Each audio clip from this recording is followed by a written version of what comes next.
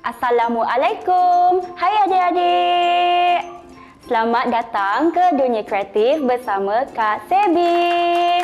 Untuk kali ini, Kak Sebi nak ajak adik-adik untuk buat sesuatu yang boleh kita mainkan pada hujung minggu. Tapi sebelum tu kan, Kak Sebi nak adik-adik untuk teka apa agaknya Kak Sebi nak buat kali ini. Cluenya adalah berbentuk berlian, bertali panjang dan boleh terbang.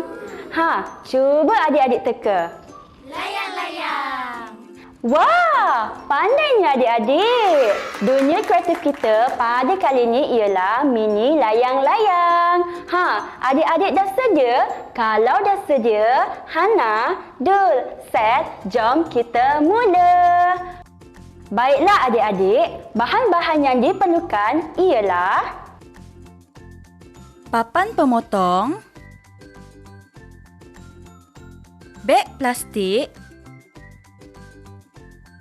pita pelekat, pembaris,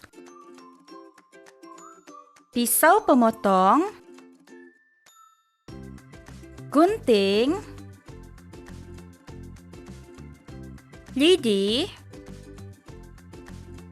dan benang.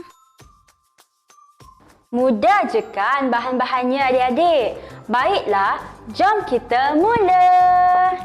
Langkah pertama, susun 3 batang lidi di atas beg plastik dan lekatkan pita pelekat.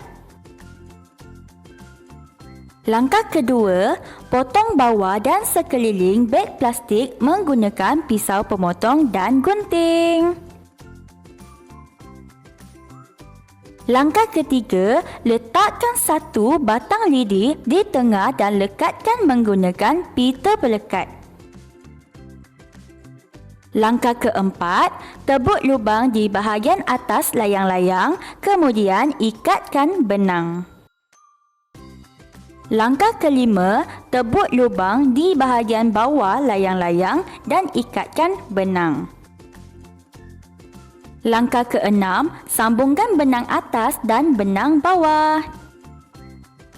Langkah terakhir, buat ekor layang-layang dan tampalkan pada bahagian bawah. Yeay, mini layang-layang Kak Sebi dah siap. Jom kita main bersama-sama.